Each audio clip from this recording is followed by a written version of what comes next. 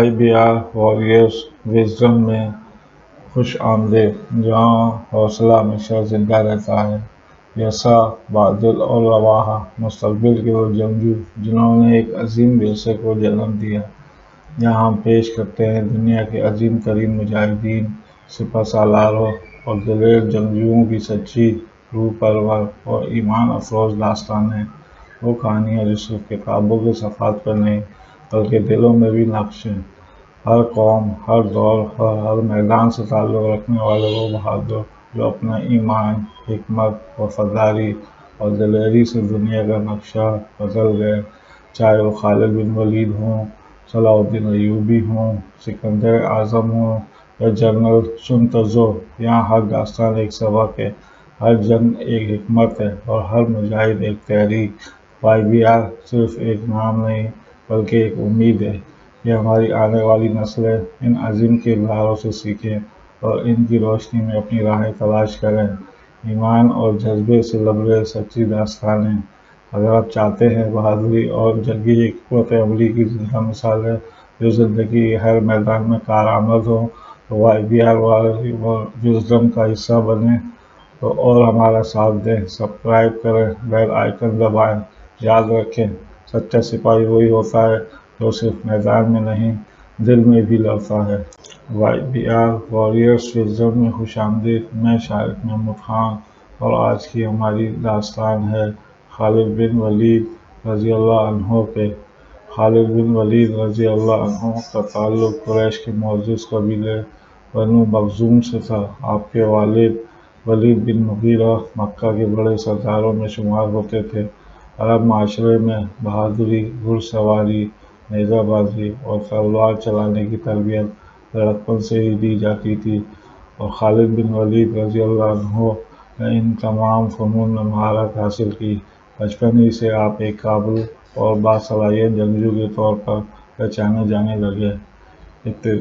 اسلام کے ابتدائی دنوں میں آپ نبی کے سخت مخالفین میں شامل تھے۔ غزوہ احد میں آپ نے قریش کی طرف سے شرکت کی اور اپنی جنگی حکمت عملی کے ذریعے مسلمانوں کو سخت نقصان پہنچایا، لیکن ان تمام مخالفتوں کے باوجود آپ کی فطری ذہانت اور سچائی کی تلاش نے آخرکار آپ کو حق کی طرف مائل ہی کر دیا۔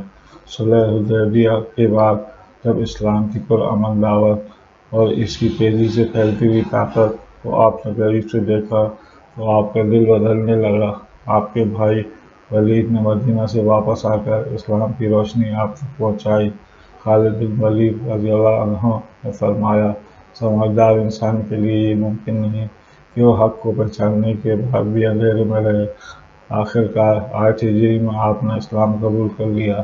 نبی صلی اللہ علیہ وسلم نے آپ کے اسلام لانے پر آپ کو اللہ کی تلوار جیسے کلمات سے نوازا اور بہت خوشی کا اظہار کیا اور فرمایا، اللہ نے کفار کے خلاف نکالا ہے۔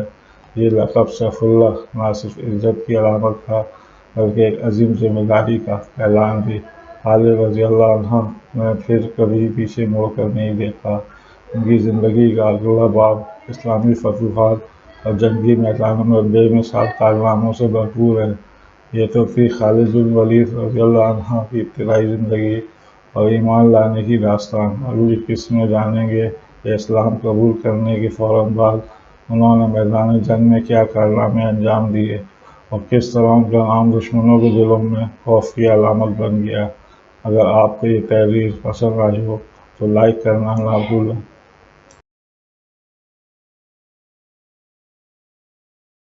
خالد بن ولید رضی اللہ عنہ کے اسلام قبول کرنے کے فوراً بعد ہی ان کی جنگی صلاحیتیں اسلامی لشکر کے لیے ایک قیمتی اثاثہ بن گئیں۔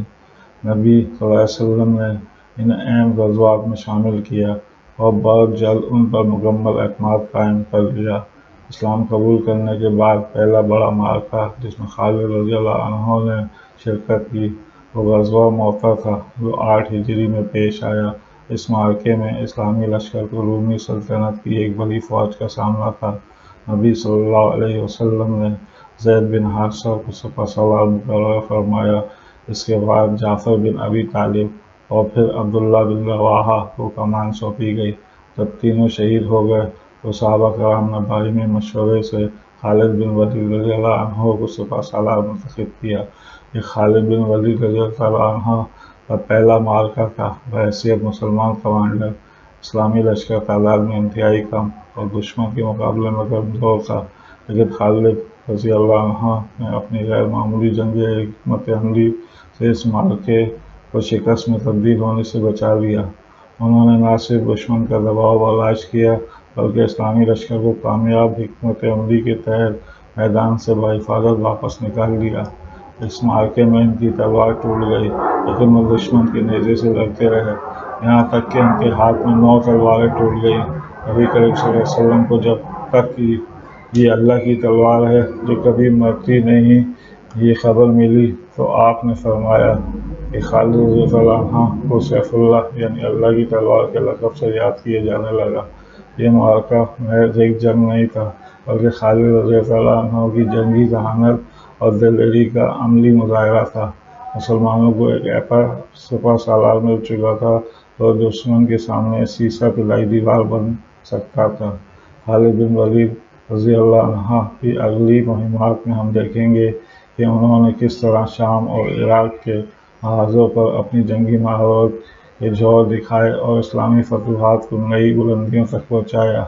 اگر آپ کو یہ تحریر پسند آئی ہو تو تبصرہ کریں اور ہمیں بتائیں کہ خالد بن ولید رضی اللہ عنہ کی بہادری کا کون سا پہلو آپ کو سب سے زیادہ متاثر کن لگا۔ اسلامی فتوحات کا سلسلہ جاری تھا اور اب اگلا بڑا ہدف تھا رومی سلطنت، جو اس وقت دنیا کی سب سے بڑی اور منظم افواج میں شمار ہوتی تھی۔ شام کے محاذ پر رومیوں کے خلاف فیصلہ کن جنگ ہونے والی تھی، جسے تاریخ جنگ یرموک کے نام سے جانتی ہے۔ یہ جنگ 636 ہجری میں لڑی گئی اور خالد بن ولید رضی اللہ عنہ اس کے مرکزی کمانڈر تھے۔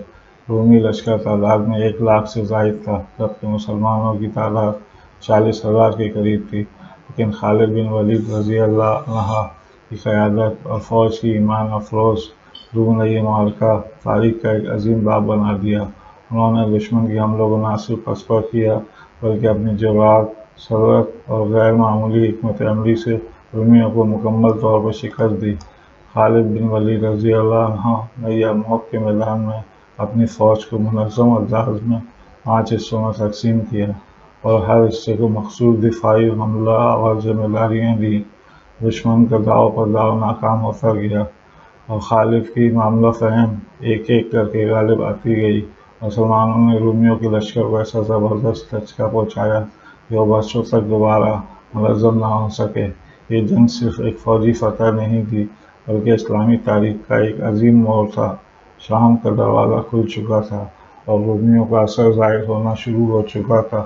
حضرت عمر رضی اللہ عنہ نے اس فتح پر اللہ کا شکر ادا کیا اور خالد بن ولید رضی اللہ عنہ کو اسلام کا قلعہ قرار دیا۔ جنگ یرموک میں فتح کے بعد خالد بن ولید رضی اللہ عنہ کی قیادت میں اسلامی فتوحات نے نئی راہیں اختیار کیں۔ اگلی قسط میں ہم دیکھیں گے کہ شام، عراق اور فلسطین کے میدان کس طرح ان کے زیر نگیں آئے۔ اگر آپ کو یہ تحریر پسند آئی ہو تو اپنے دوستوں کے ساتھ شیئر کریں تاکہ وہ بھی خالد بن ولید رضی اللہ عنہ کی شجاعت اور حکمت سے واقف ہو سکیں۔ جنگ یرموک کی فتح کے بعد اسلامی لشکر کے حوصلے بلند ہو چکے تھے اور شام کی سرزمین اب خالد بن ولید رضی اللہ عنہ کے زیر نگیں آ چکی تھی۔ حضرت ابو بکر صدیق رضی اللہ عنہ نے ان کی قیادت میں شام کی فتوحات کا آغاز کروایا تھا اور خالد بن ولید رضی اللہ عنہ نے برق رفتاری سے دمشق، بصرہ، حمص اور اردن کے کئی علاقے فتح کیے۔ خالد بن ولید رضی اللہ عنہ کی سب سے منفرد خوبی یہ تھی کہ وہ دشمن کے اندازے سے کہیں زیادہ تیز اور غیر متوقع حرکت کرتے تھے۔ ان کے بارے میں کہا جاتا ہے کہ وہ ایک مقام سے دوسرے مقام تک اتنی تیزی سے پہنچتے تھے کہ دشمن حیران رہ جاتا۔ یہی وجہ تھی کہ انہیں برق رفتار سپہ سالار کہا جانے لگا۔ شام کی فتوحات میں دمشق کی فتح ایک اہم سنگ میل تھی۔ خالد بن ولید رضی اللہ عنہ نے 6 ماہ تک شہر کا محاصرہ کیا اور آخر ایک رات دشمن کی غفلت کا فائدہ اٹھاتے ہوئے شہر کے دروازے پر حملہ کر دیا۔ دلچسپ بات یہ ہے کہ ایک طرف سے خالد نے شہر فتح کیا اور دوسری طرف حضرت ابو عبیدہ بن الجراح رضی اللہ عنہ نے صلح کے ذریعے داخلہ حاصل کیا۔ جب دونوں لشکر شہر میں داخل ہوئے تو آپس میں اختلاف کے بجائے اخلاص سے فیصلہ کیا گیا کہ جس طرف سے صلح ہوئی ہے وہی فیصلہ نافذ ہوگا۔ شام کی فتوحات میں خالد بن ولید رضی اللہ عنہ نے نہ صرف جنگی حکمت عملی بلکہ قیادت، اخلاق اور نظم و ضبط کا بہترین مظاہرہ کیا۔ ان کی قیادت نے اسلامی ریاست کو ایک مضبوط بنیاد فراہم کی۔ اب جب شام کا بڑا حصہ فتح ہو چکا تھا تو اگلا ہدف تھا عراق اور فلسطین، جہاں مزید فتوحات خالد بن ولید رضی اللہ عنہ کی قیادت میں تاریخ رقم کرنے والی تھی۔ اگر آپ سلسلے کو دلچسپی سے پڑھ رہے ہیں تو ہمارے صفحے کو سبسکرائب کریں۔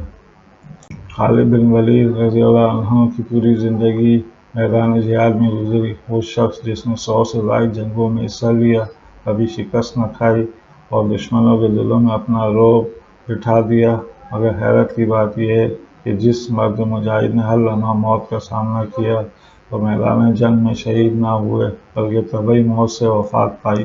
جب حضرت عمر بن خطاب رضی اللہ عنہ نے خلافت سنبھالی تو انہوں نے بعض وجوہات کی بنا پر خالد بن ولید رضی اللہ عنہ کو سپہ سالاری سے ہٹا کر حضرت ابو عبیدہ بن الجراح رضی اللہ عنہ کو شام کا کمانڈر مقرر کیا۔ اگرچہ یہ فیصلہ بعض کے لیے حیران کن تھا، لیکن خالد بن ولید رضی اللہ عنہ نے کامل اطاعت اور عاجزی کے ساتھ اسے قبول کیا۔ انہوں نے فرمایا، میں اللہ کے لیے لڑتا ہوں۔ ان کی وفات حمص موجودہ شام میں 21 ہجری میں ہوئی۔ وفات کے وقت انہوں نے افسردہ لہجے میں کہا، میں نے زندگی بھر میدان جنگ میں دشمن کا سامنا کیا مگر آج بستر پر ہوں۔ ان کی آنکھوں سے آنسو جاری تھے لیکن وہ اللہ کی رضا پر راضی تھے۔ ان کی تدفین حمص میں ہی ہوئی اور آج بھی ان کا مزار اہل ایمان کے لیے عظمت کی علامت ہے۔ خالد بن ولید رضی اللہ عنہ کا ورثہ صرف فتوحات یا فہرستوں میں محفوظ نہیں بلکہ دلوں میں نقش ہے۔ وہ ایمان، بہادری، حکمت، عاجزی اور اطاعت کا استعارہ بن گئے۔ ان کی زندگی ہمیں سکھاتی ہے کہ اصل سپہ سالار وہی ہے جو اپنی تلوار سے پہلے اپنے دل کو اللہ کے سامنے جھکا دے۔ یہ سلسلہ مکمل ہوا لیکن سلسلے ابھی باقی ہیں۔ اگر آپ روزانہ ایسی ایمان افروز، تاریخ سے جڑی، دل کو چھو لینے والی کہانیاں سننا چاہتے ہیں تو ہمارے چینل کو لائک کریں، کمنٹ کریں، شیئر کریں، سبسکرائب کریں اور بیل آئیکن ضرور دبائیں تاکہ نئی کہانی سب سے پہلے آپ تک پہنچے۔ ملتے ہیں اگلی تاریخی کہانی کے ساتھ، تب تک کے لیے دعاؤں میں یاد رکھیے۔ اللہ حافظ۔